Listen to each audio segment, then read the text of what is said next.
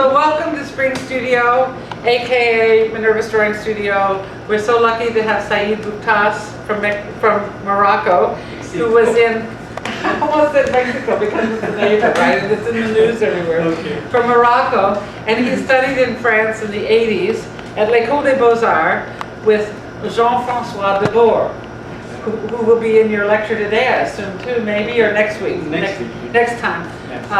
And then he studied and got a degree in the morphology of the human body, and then he went on to study philosophy and got a PhD in philosophy. We call it philosophy of aesthetics, but also that was philosophy about the morphology of the human body and science and pedagogy in teaching the human body. And so he has been giving lectures all around the world and teaching in Morocco for a number of years, but decided to come to America. So now he's here in New York City. So let's welcome Said Bouftass.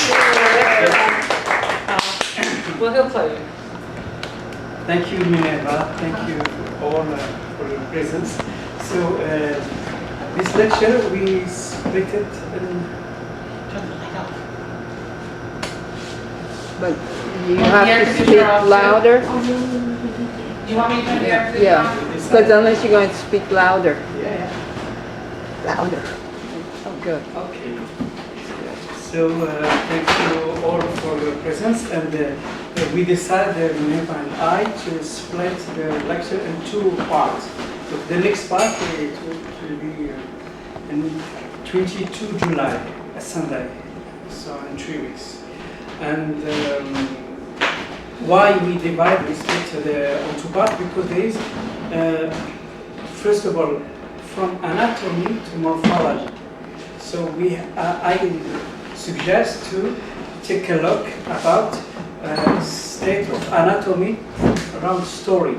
So I have some, it's a journey as we call it, it's a trip. We are through the history, and I have some images from La Préhistoire, from Egypt, Greece, and Rome, and Middle Age, Renaissance, till 19th century. And I prepare, today I will prepare for the next, so when we arrive at the first image of Paul Richer, we start, and we continue really to focus on Paul Richer. But now, what interested me, it's what is this amazing story between anatomy and artist, and the practice of anatomy. It was very different through the epoch, through the culture, through the history. So, slide. She worked with me. So the first images, it's where Willendorf varies. So when I show the first time this image, and I ask my students, what you feel, can you command this? And often the answer is about sexuality. This the UMB prehistory, but the real story, it's about fertility. It's about the miracle of life. The woman in prehistory, she and the man, they assess to miracle to give a birth, to give a life. So they express themselves, and we can see, we can notice that les caractères sexuels secondaires. It's sex and breast and nurturing. Yes, to emphasize the fertility. Okay, so just to celebrate a miracle of life. Okay. Why is it turning orange? I think it. Do you have it open? Okay, slide. So in Egypt, thank you, Bruce. And Egypt, it's different, and different culture. There's a canon. We measure it all. So to figure, to draw, human body in two dimensions. We have foot and profile, yes, on profile, hip front,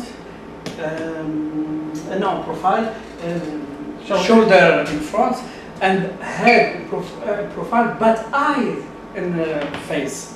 So there is really a canon to follow by the sculptor and drawing. Can you touch? Isn't that looking at them? Yeah, thank you. Just needs to be tight. Okay, slide. And we have a beautiful example here with the foot in profile, hips, shoulder, etc. Okay, slide. And also we have mummy. And the mummy, it's a way, it's like an engine to assure the trip, the journey from life to death. So there is no medical skills. It's about religion and belief in life after death. Slide. And of course, in Greece, ancient Greece, 5th century before Jesus Christ, Dory for Polyglot, just amazing masterpiece. And what it's really extraordinary, this area, this epoch, this section, it's unthinkable, impossible. Mm-hmm. Okay, we can't practice dissection in 5th century before. So, how the Greece, the artists of Greece, can express exact morphology of human body? It's only by observation and nudity to naked. It's not. It was shame like today. To be naked and Olympus and sport, it was normal. And also, the human body, it was a subject that we can be proud of it. So the Greece, ancient Greece, tried to present it perfectly. So, and we have here, and also the miracle of 5th century before, it was conjugated. It conjugated science, mathematics, philosophy, history, medicine. It's amazing epoch.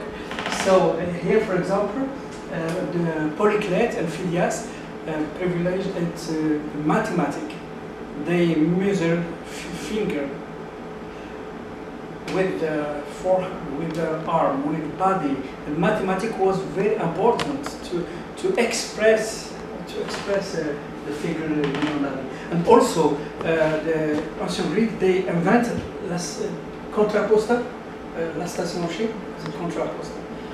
Contraposta. If you see the sculpture Egypt, they have 1 foot forward, and okay, there is no movement with hips. So they calculate with mathematics the contraposta with the shoulder, top, and the head. If I make one line, it's malleolus.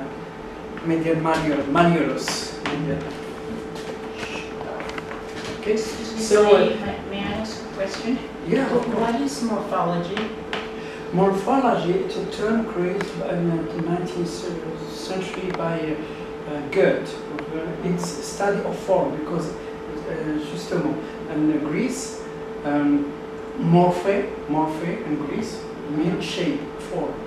So the study of form, it's morphology. So just the form, and we will see the next week that Paul Guichet really he was really fascinated by Greek art, and he took a term morphology for in the School of Beaux-Arts of Paris. Slide. Thank you. So now, one magic moment in the history. 3rd century before Jesus Christ, 3rd in Alexandria, there is 2 doctor medicine, Hérophile and Erasistrate. it's the first time in history that we practice dissection with the goal of medicine. So in this area, these two men, amazing doctors, scientific, they really explain this epoch, 3rd century before Jesus Christ. They explain the heart, the circulation of blood. It's just amazing. So, and there was also, I don't know if English we can talk about vivisection in French, dissection Dissection. and vivisection. What difference? Vivisection is dissection on human body and life. So Surgery? there is some people who go to be sentence, be killed by law, condamné à mort, Condemn. condemned Criminals. to death, Criminals to have been death. executed. Yeah, to Yeah, death. on death row. Instead to kill them, they offer them to Torture. and to try to explain the mystery of body. Okay. And slide. Thank you. And in Rome just what they added in art in Rome, par rapport à la Grèce, they added the reality, the real. Because in Greece, ancient Greece, the sculptor was divine, young, beautiful, the man handsome, okay? And there's no old sculptor. And in Rome, they added the old man, the ugly man, the death, the illness, the disease, and but in Greece we can't see this kind of sculpture. So, but in Rome we can talk about Gallian. Slide, please. Thank you. And Gallian was a genius, and he influenced 1,000 years the future medicine, doctor, and science of human anatomy. Okay, slide. And in the Middle Age, there is another genius for me, Villard de Honcourt. Villard de Honcourt. He wrote also a book, and this Villard de Honcourt, when you see the time, the context of his history, for me, he's like Leonardo da Vinci, but it's earlier, in the Middle Age.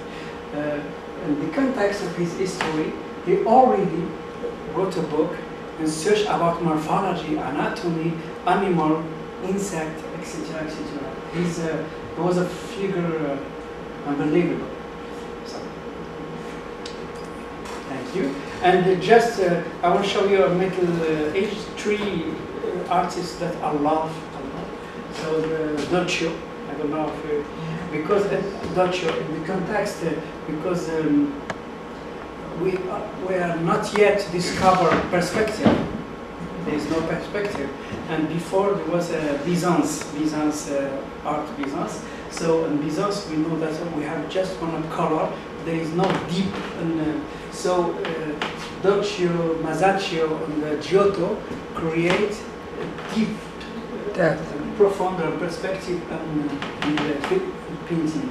So if you imagine while the art and all art it's around the church and God, and the first time Duccio, Masaccio, and Giotto create like a story, you see, like a scenario, like a story, and with the death, with the movement, and Byzance we had always the face at the front of with Oriole, and they create something new, and people who live only in church and when they see that, like 3D now, when you go to the movie, you see 3D and you have something, and they have the same impact, you see. So there's a three artists, just amazing. There's many, but for me, if I choose Duccio, a slide, Giotto was a huge genius. There is 3 paintings, right?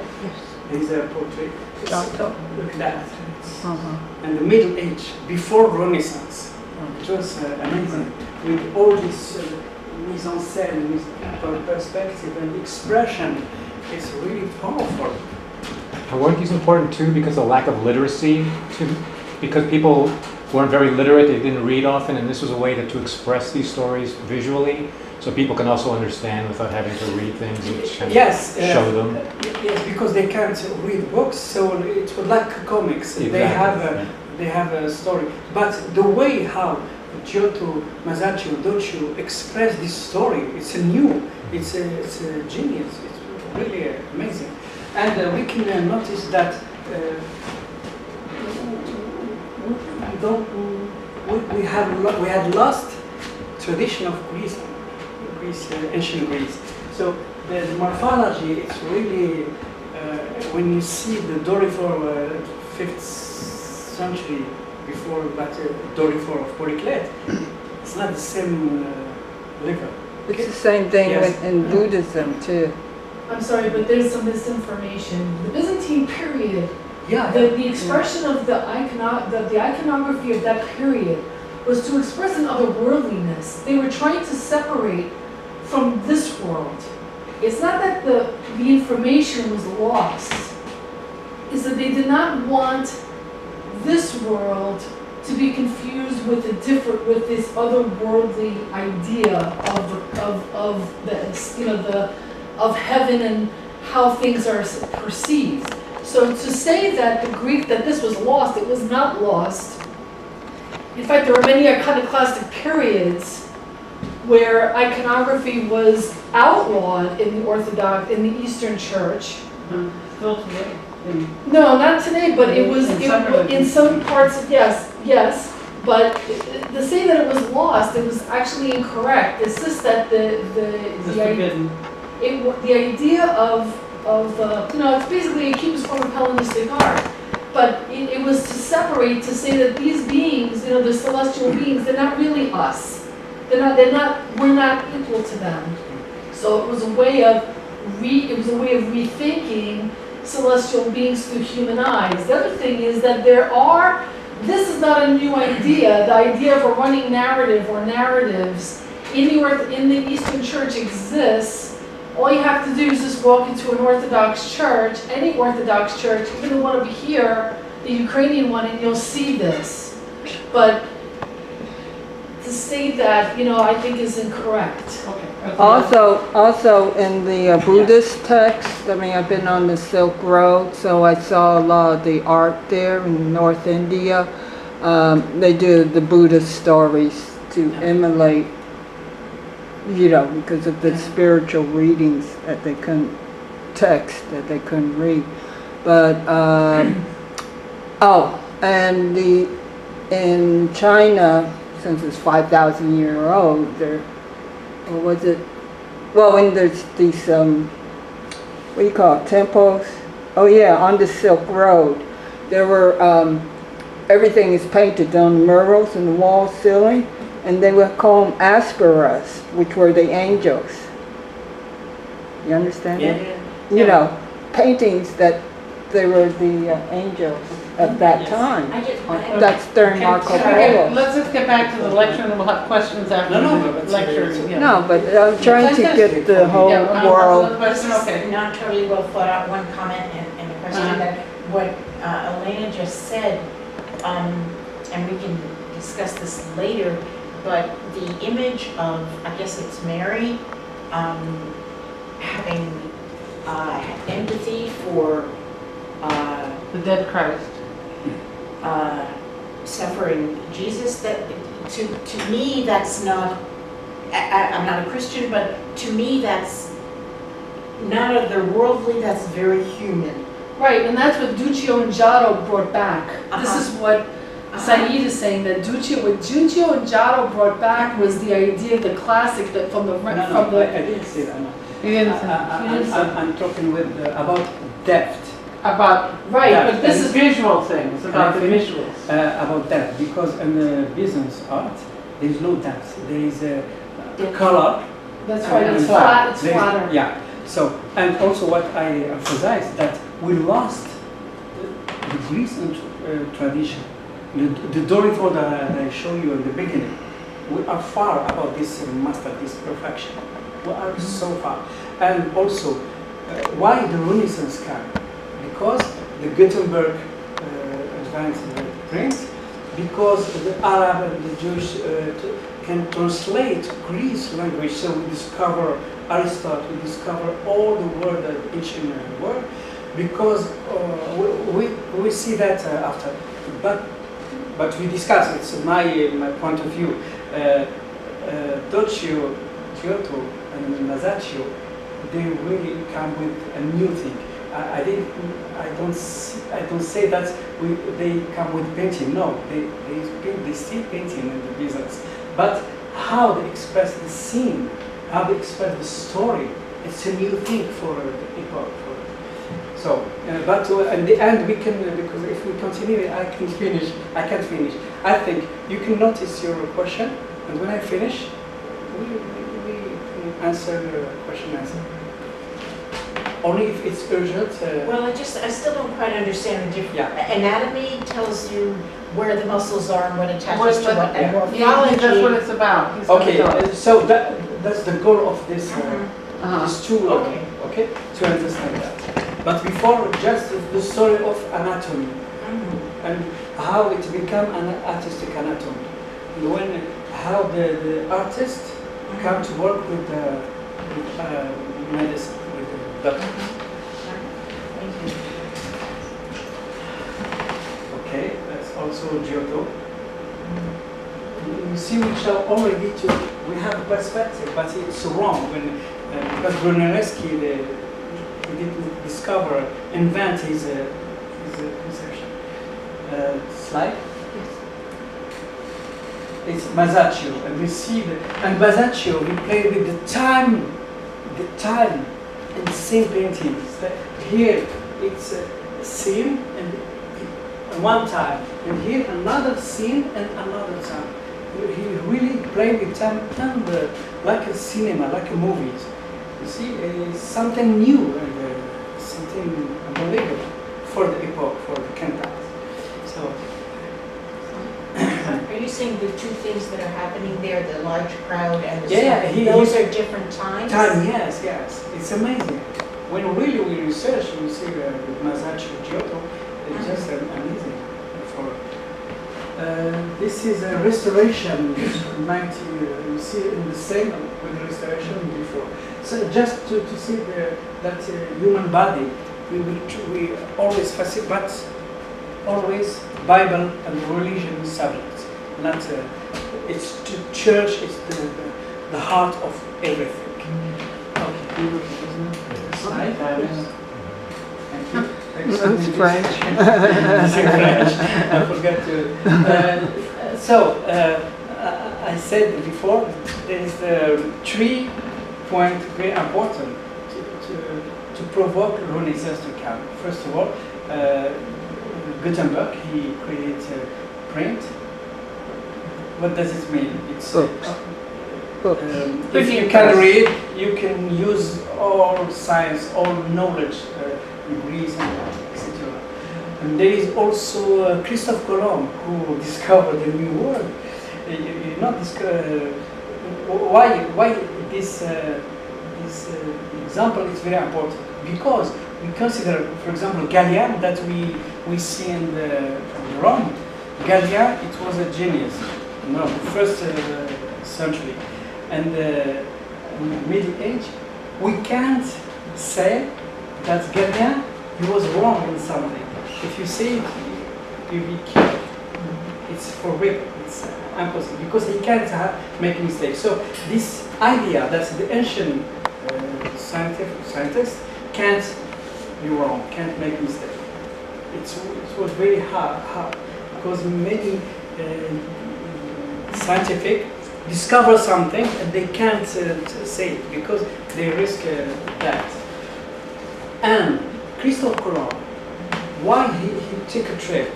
Because he had a map, an ancient map, and in the map He said, if you go by this direction, you go to India.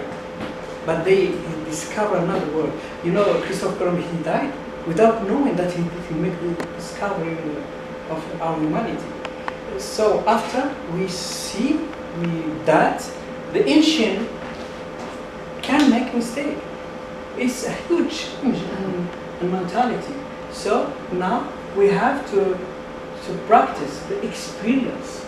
And this is the huge, big change in mentality and what helped the Renaissance to enlighten etc.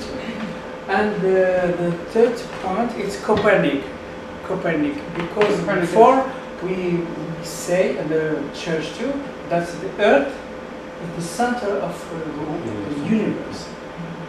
You see, and Copernic he proved that the Earth is only a planet Around the sun. others. But he knows that if he say it, he will be killed. So he wrote, because he's a mathematician, a huge book with a language mathematician. He offered it to Pope. So he was protected with, and this discovery impact deeply all science and the mortality too. So, and another point very, very important. Slide, please. Yes, macrocosm and macrocosm, microcosm and microcosm and macrocosm.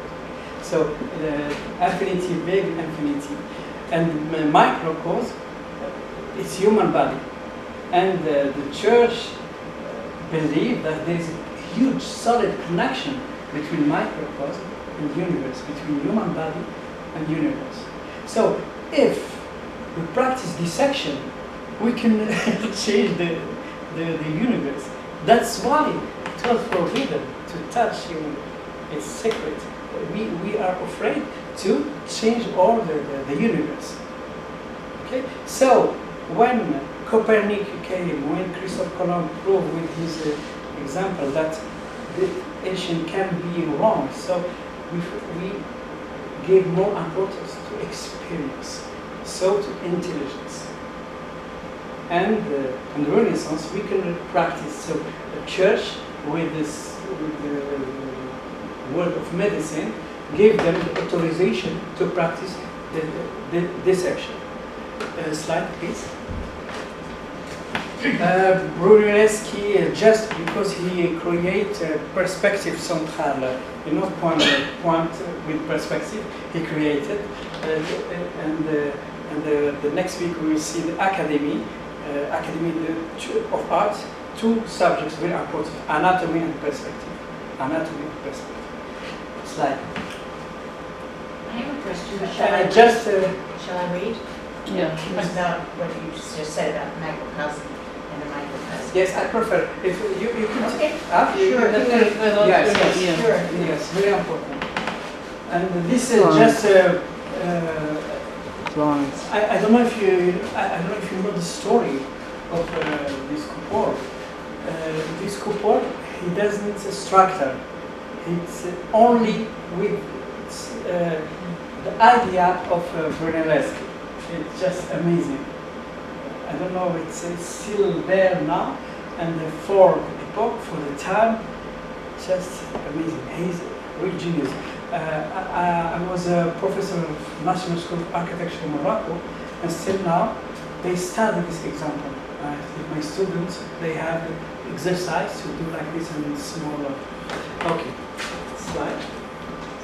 Voilà, donc Gutenberg, okay, slide, it's the books, and the first, okay, slide, again, slide, Christopher Columbus. Slide. That's the map. Yes, slide. Okay, slide. So now in the Renaissance, there's three. I will talk about three persons. In art, we know that there is three geniuses: Leonardo da Vinci, Michelangelo, and Raphael.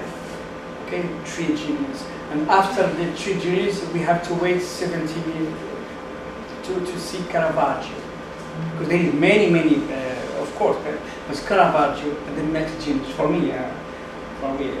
You can not for me. After Leonardo, Michelangelo, Raphael, we have to wait 70 years to Caravaggio. I can give you another when I improve more my English about Caravaggio.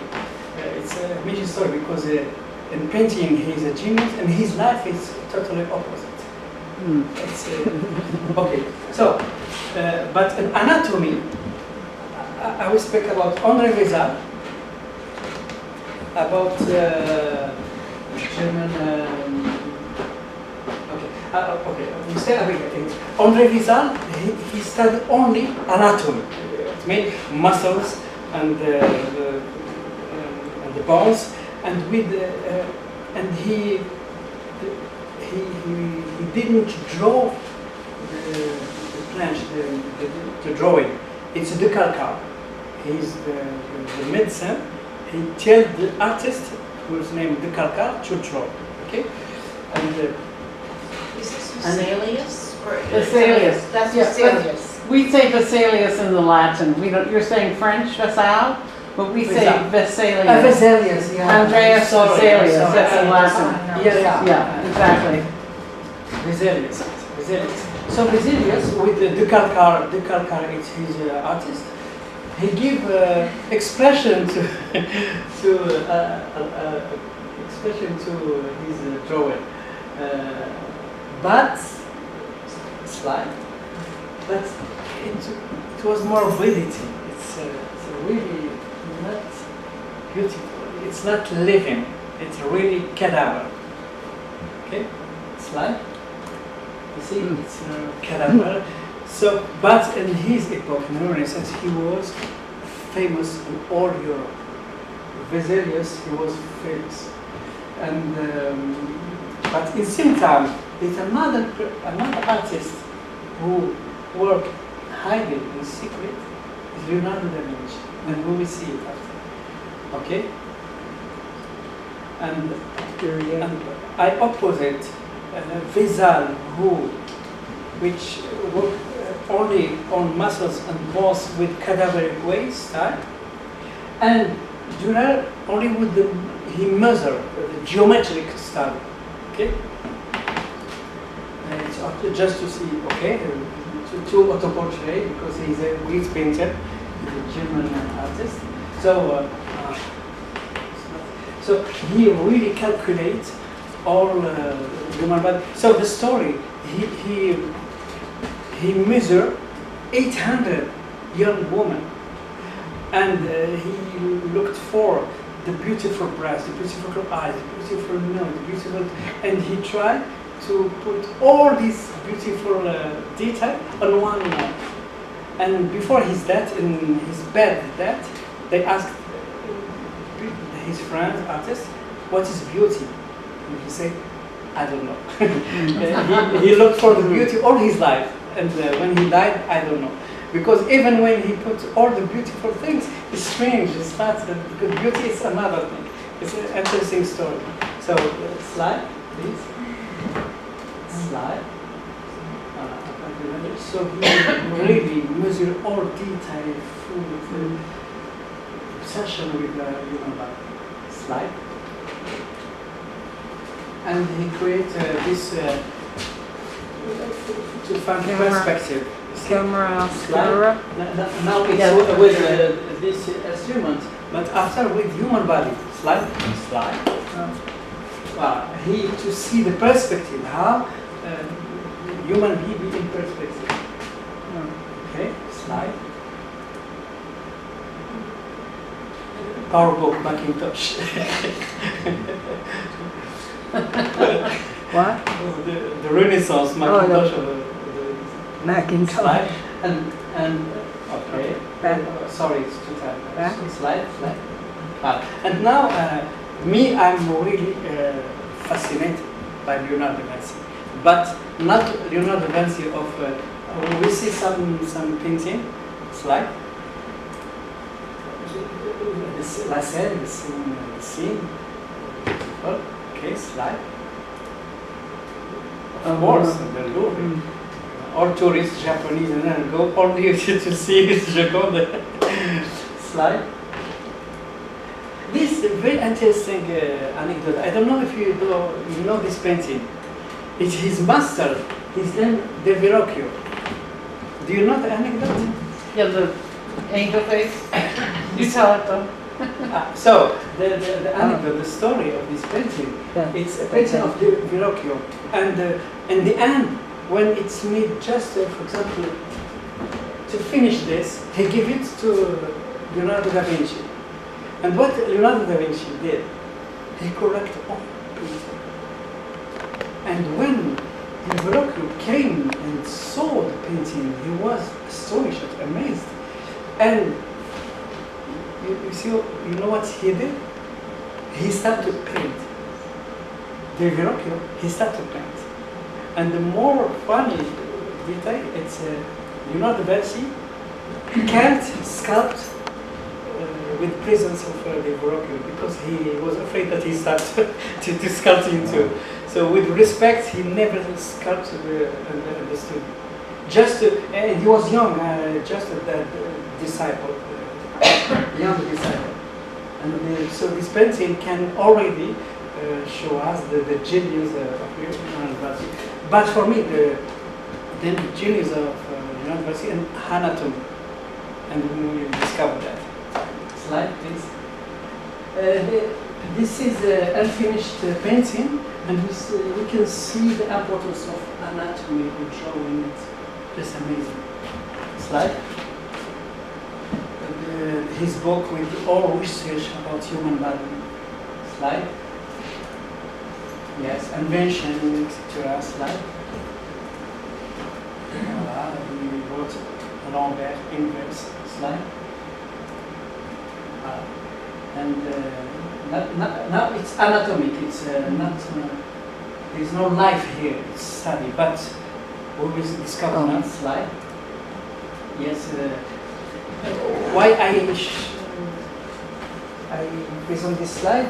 Because it's very important. You know, Da Vinci, he did the work of Vesalius and Duret. Does it mean he made the demonstration like Duret and the anatomy, but he adds something amazing, life. And I think Minerva, what I'm saying in my confidence in French, because it's more, that Leonardo da Vinci, without knowing that, he creates morphology. And Paul Richer say that. No, slide. So, to port of Leonardo, slide.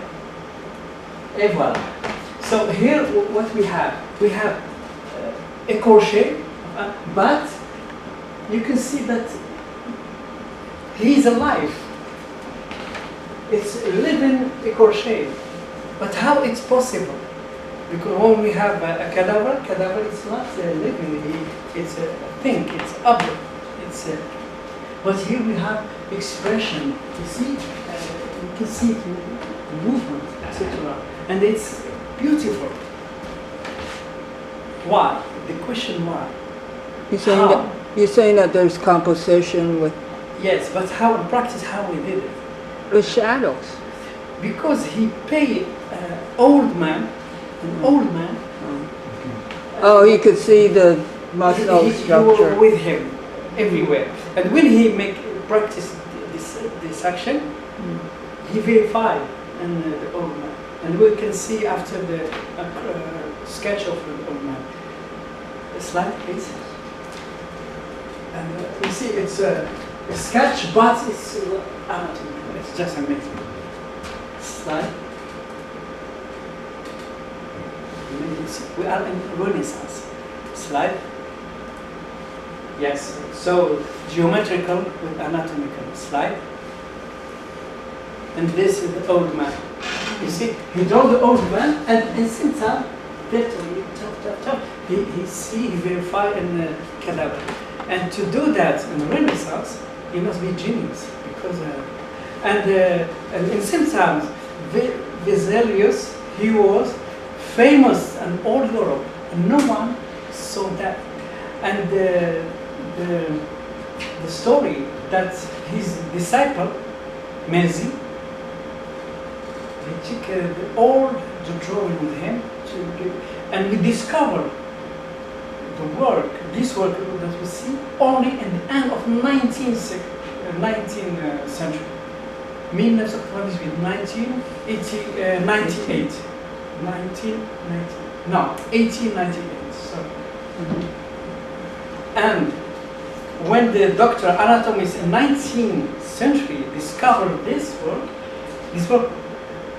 the honor was in advance. So he was in advance of 3 centuries in his epoch. Can you imagine that? And till now, in some school of medicine, they use a crochet, the drawing of Leonardo da Vinci. Just okay, see. Yes, I love this drawing. It's really life. Its expression is. I just can't believe it. That's it's a Renaissance already. Look at that. It's beautiful.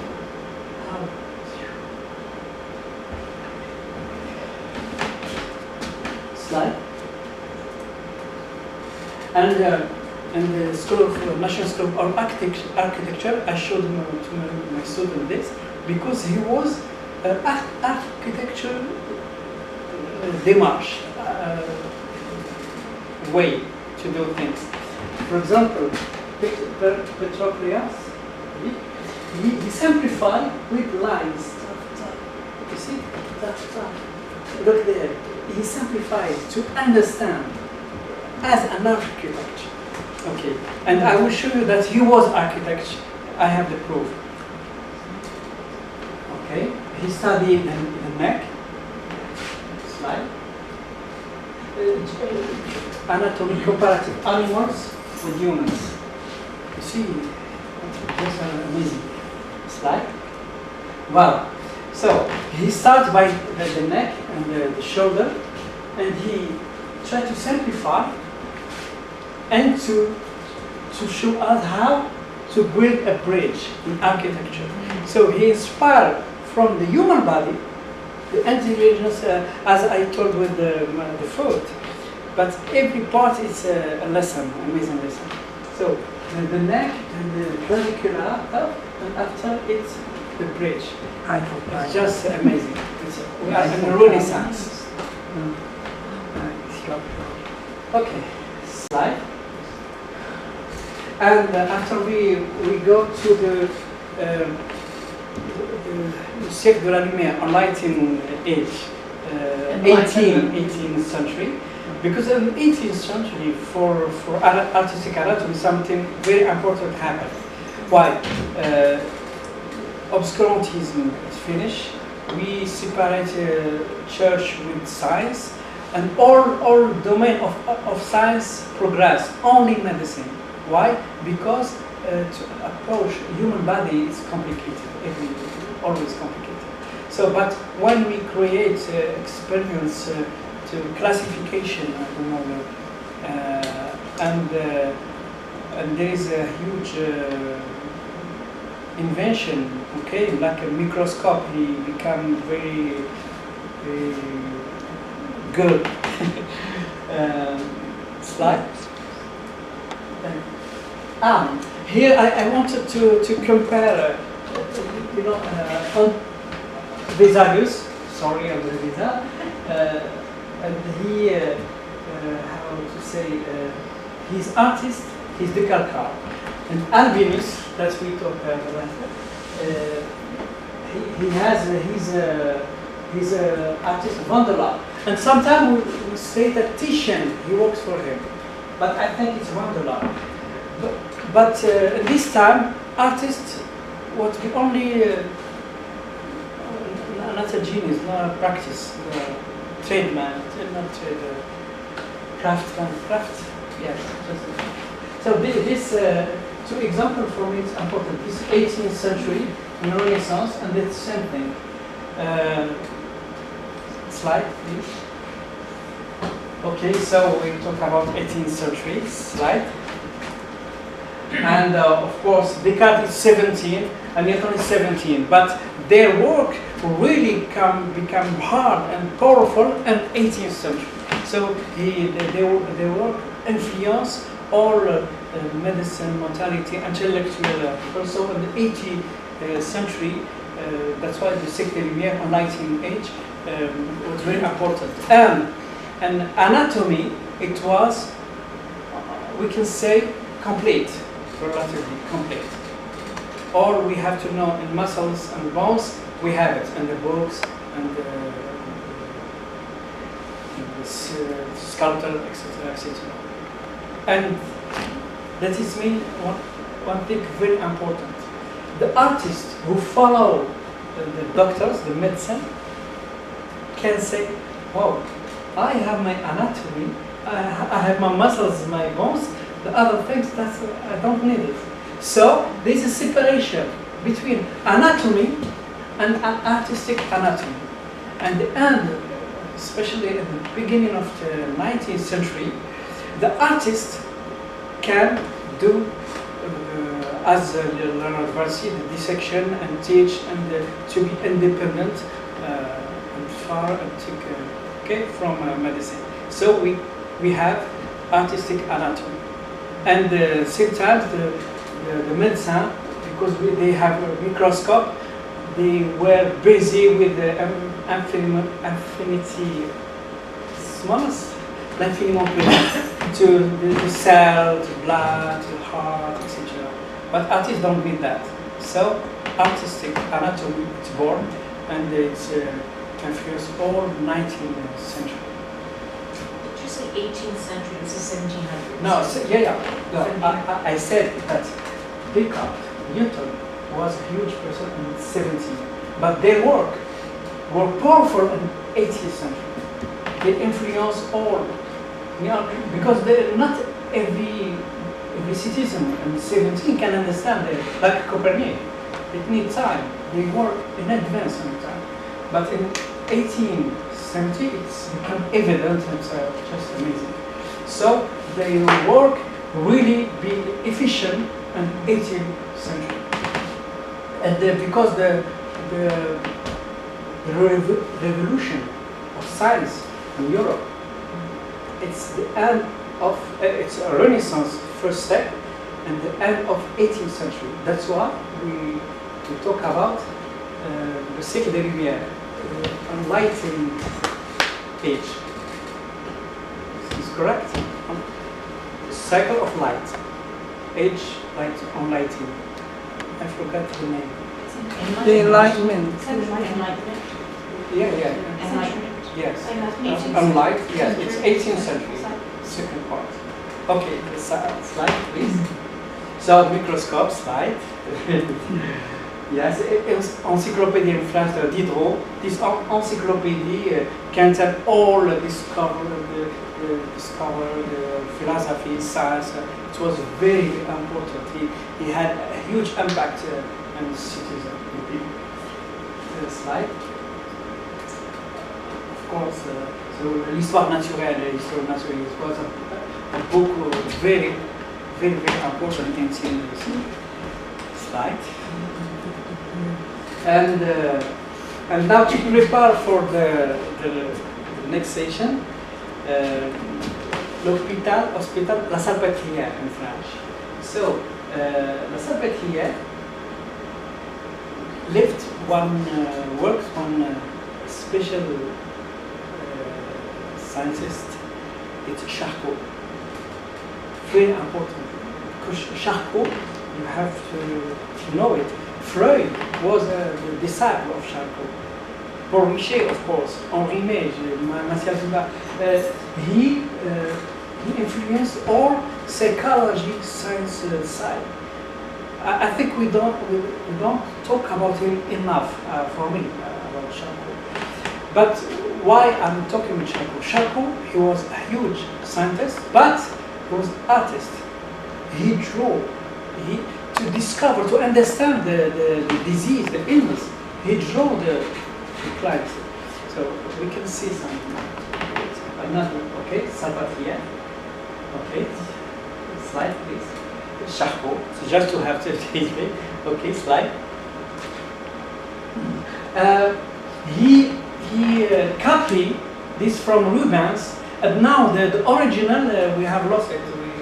We can't find the original. So he loved the work of Rubens because Rubens he was interested by hysteria.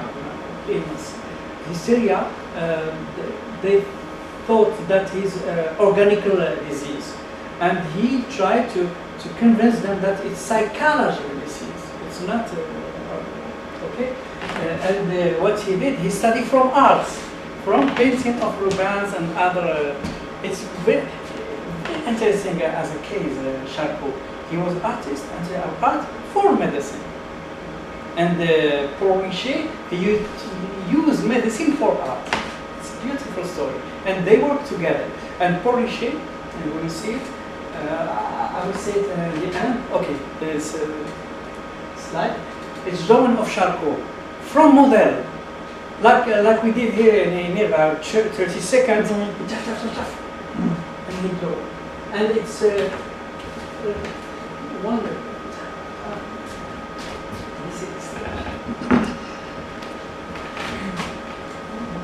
Slide.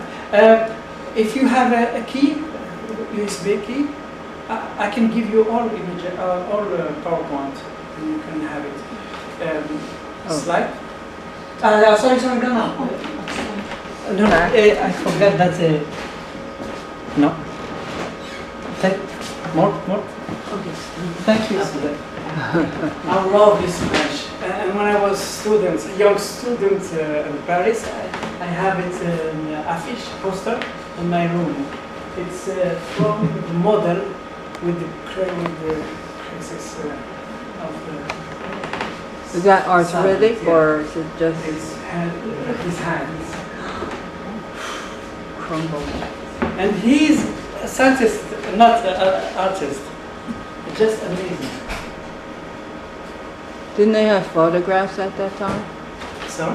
Photographs. Yeah. So the next week, because here I just what I did from anatomy to anatomy artistic to open door for morphology. Yes. But the 3 weeks, there's some 100% morphology with photograph, because he works with Albert Lond, and I will talk about the importance of photography in art and medicine, and how it's conjugated both.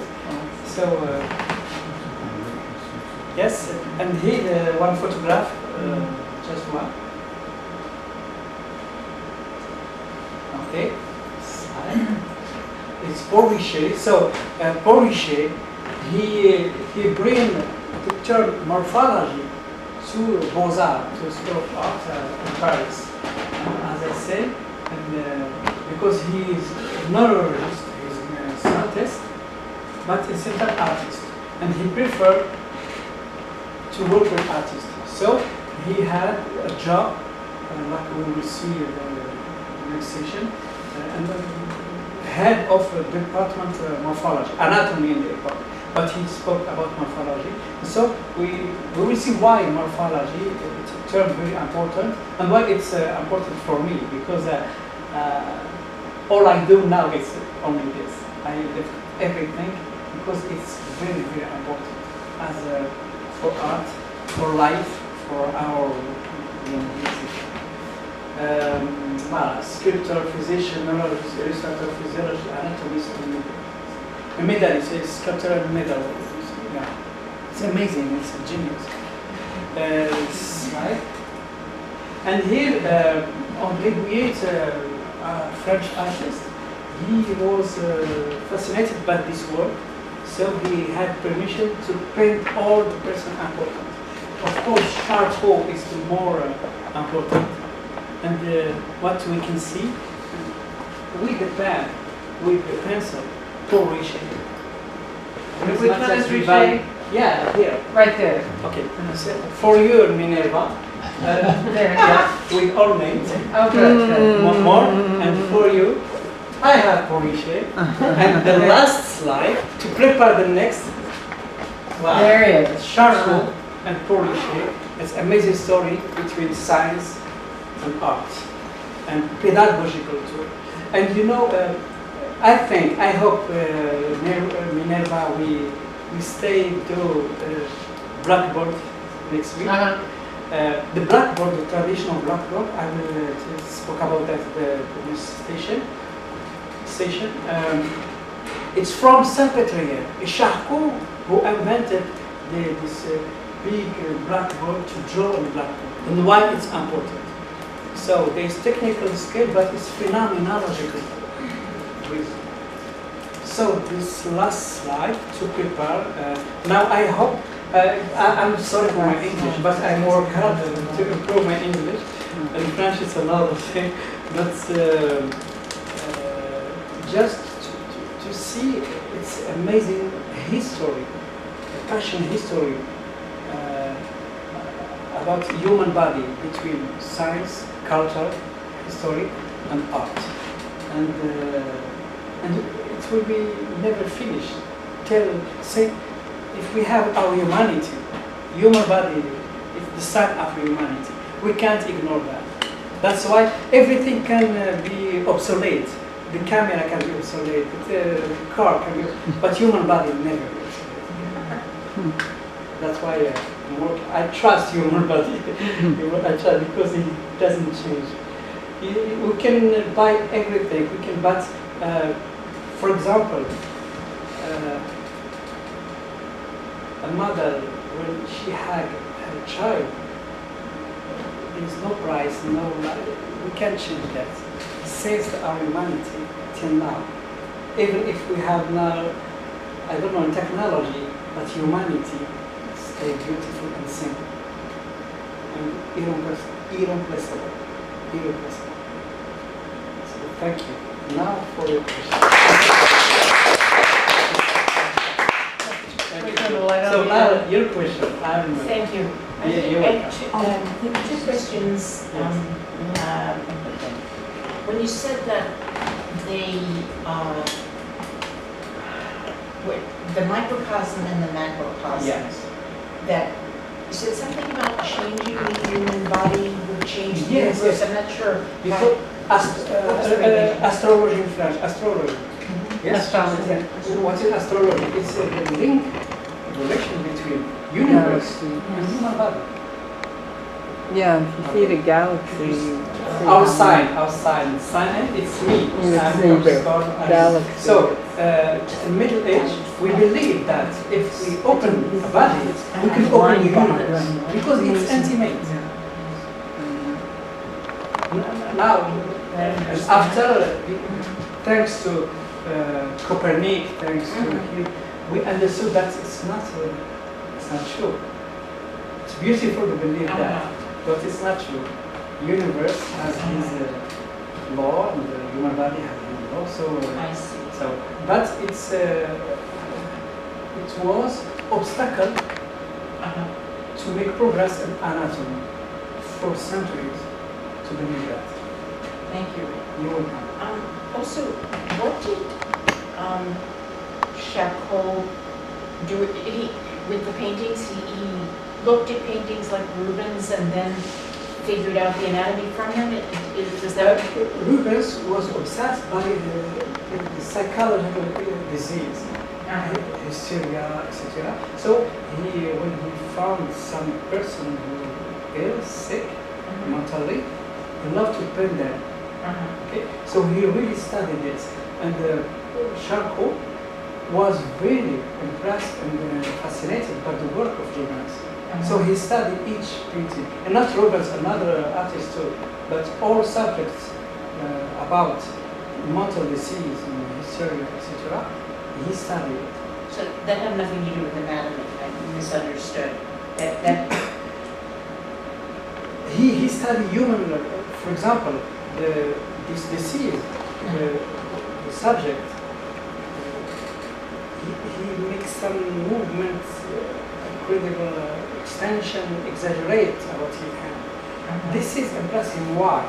So he, first of all, he observed that through drawing, through art, and through dissection, And with his team, he really go far inside to understand what happened between mind and human body, mind and body.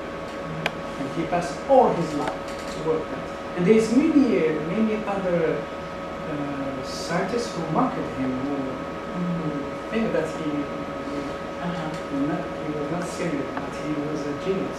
And this, the link that I just had the Minerva and I, that he remarked, he noticed the quality of drawing of Porrichi, so he worked with her, really. And Porrichi was a genius artist. Genius artist till he had department of anatomy artistic in Beaux-Arts. A scientist who was a professor of artists. And Porrichi, he changed him now the pedagogical skill. And in French, and see, I made workshops through all Europe. And I can say that the Department of Paris, Beaux-Arts de Paris, is the most powerful, subtle, serious, deep. And the next session, I will offer you the name of Professor of Anatomy since the creation of Academy in 1648, 70. See, all the professors. Just to show you that it was very important for Academy in France. It's a beautiful tradition. And my thesis it was about that. Can you stimulate one other question? Yeah, This of has course. been fascinating. But, have there been other times in history where artists kind of see ahead, like you say, he studied mental illness and then it became a very important For subject? me, Leonardo da Vinci. Leonardo da Vinci, he was a genius. For me, the first morphology, even he didn't know, because the term morphology was invented in the 19th century. But for me, the first morphologist was Leonardo da Vinci, because for him, he has a cadaver, but life is very important. He understood that the cadaver is false. All the form is false. With false, the death, the form. Yeah. When you have a corpus, cadaver, with weight, all change. Oh, I see. Yes, but the form of life, you must have a human being life. That's why he had always the old man with him to be aware about form, to see form, and the cadaver, he see the organization of tendon muscles. But life, he see the human being, mother. So it was more accurate. Yes, everything. And that's why when you saw the crochet of their living, it's amazing. The crochet of Leonardo da Vinci. Thank you very much. You welcome. Pleasure. Okay, so thank you. And see you 22, because it will be very interesting about Porrichi. Now the last image, the next time we are focused about Porrichi and his amazing job that he did. And we profited. In France, I saw the books of Porrichi everywhere. I'm proud of that. And my professor de board offered me the book that's Porrichi writing with his machine. Origin, I have it. I'm lucky man. So I'll show you the next time. So thank you so much. And see you. Yeah. How do we turn that off so it doesn't get too hot? Thank you. Just don't close the lens yet. Yeah. I can give you a copy of my thesis. Yeah, let it. If you need